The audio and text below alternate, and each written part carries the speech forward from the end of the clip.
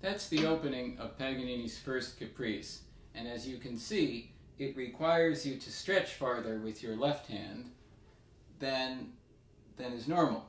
Normally, in first position, you go a fourth, but this requires you to go a fifth, and to stay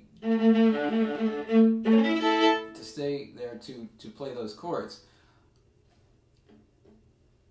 This is just the beginning, because as you work through the Paganini Caprices, a fifth isn't enough. You get a sixth, and a seventh, even a whole octave.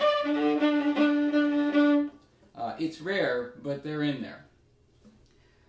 There are certain tips to working on improving your stretching that I'd like to share with you. One is when you're riding the subway or sitting around waiting for somebody, you have nothing to do, maybe watching TV, you can practice stretching in between, with the webbing in between your fingers. And what you do is you hold the two fingers apart as far as they go, and after a little bit you relax them. And then you do this with all of your fingers. And this will improve your stretching after a couple of weeks. You'll notice you can stretch farther. I practice stretching with the left hand, but obviously not with the bow arm, because there's no reason to. And as you can see, at this point, I almost have a full extra finger with the left hand in terms of how far I can stretch. So that's one important feature of stretching. Another important feature is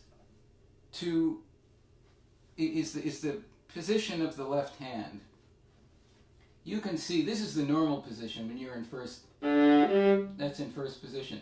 Now you can get up to that fifth from here without changing too much.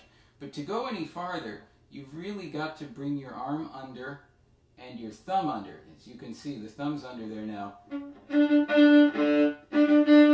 So that'll give you the full octave. There would be no way to play that full octave, though, with my thumb up here, where it normally is.